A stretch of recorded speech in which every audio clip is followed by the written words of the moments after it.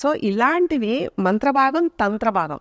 తంత్రం అంటే శల్యతంత్రం, శాలక్య తంత్రం, ఇలాంటి వాటిలన్నింటిలో శరీరం చూసే విధానాన్ని బట్టి నీ ఛానలైజ్ చేస్తుంటే ఎనర్జీ బ్లాక్ అనే పదం వాడారు కాబట్టి వామాచారానికి సంబంధించిన తంత్రాన్ని వాడుతున్నారా మీరు, లేకపోతే కనుక తాంత్రిక అపర విద్యలు? తంత్రం అంటే body is like a vehicle.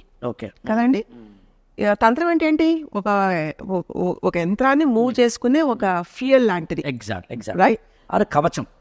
So దానికి శల్యతంత్రం ఒకటి ఉందండి.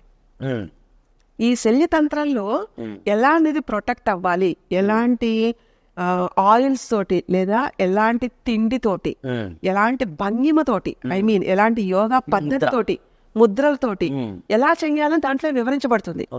అప్పుడు ఎప్పుడైతే మనం ఆ పద్ధతులు ఫాలో అవుతామో సూక్ష్మ బుద్ధి అలర్ట్ అవుతుంది. అప్పుడు you can able to see invisible things. How miraculous it is. అవునండి. ఇక్కడ మామూలుగా మంత్రానికి వ్యుత్పత్తి అంటూ అంటే భాషా శాస్త్రంలో ఒక పదం దాని అర్థాన్ని చెప్పేటప్పుడు మననం త్రాయతి ఇది మంత్ర అంటే పదే పదే మననం చేస్తుంటే త్రా అంటే రక్షించేదని, అది మనం రక్షిస్తుంది కాబట్టి త్రాణం త్రాయతి ఇది తంత్ర అన్నారు. త్రాణము అంటే కవచం. మామూలుగా మనకి హెల్మెట్కి తెలుగు పదం చెప్పంటే శిరస్సు ప్లస్ త్రాణం, శిరస్సుని కాపాడేది. అలాగే మనకు కత్తి, డాలు లాంటివి వాడతారు, పూర్వకాలం అన్నప్పుడు దాన్ని శరీర దేహ త్రాణం అని పిలుస్తారు. అంటే త్రాణం త్రాయతి మంత్ర అంటే కవచంలా కాపాడేది తంత్రం. బేసిక్ వర్డ్ అది ఎవరెవరు ఏ పద్ధతులు వాడుతున్నారు అనేది తర్వాత డీటెయిల్ స్క్రిప్ట్స్. కానీ తంత్రం అనేది ఇట్ షుడ్ ప్రొటెక్ట్ యూ. పొద్దున లేచి నీ పని నువ్వు చేసుకోవడానికి నీ యంత్రం అనే ఒక ఈ బాడీ ఏ ప్రొటెక్ట్. ఇప్పుడు మనం ఈ డ్రెస్ వేసుకుంటున్నాం just for the protection, right?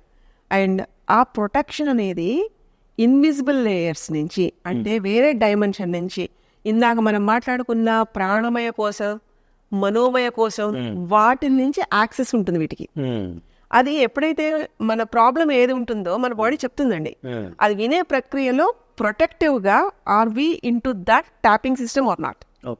అలాంటి తంత్ర భాగం కనుక అబ్జర్వ్ చేస్తే ఈజీగా నీ ప్రాబ్లం తెలియనంత వరకు ప్రాబ్లం, తెలిసిన తర్వాత you do it. That's how it is. So ఇలాంటిది మంత్రాలతోటి ఉండేది. ఎలాంటి మంత్రం చదివితే అంటే కార్తికేయుడి చేస్తే కవచంలా పనిచేస్తుంది. నవపాషాణాలతో ఉండే ఒక విగ్రహాన్ని తయారు చేసిన రసాయన శాస్త్రంలో దీని గురించి ప్రస్తావించబడింది. సో ఇలాంటివి చాలా ఉన్నాయి, చాలా.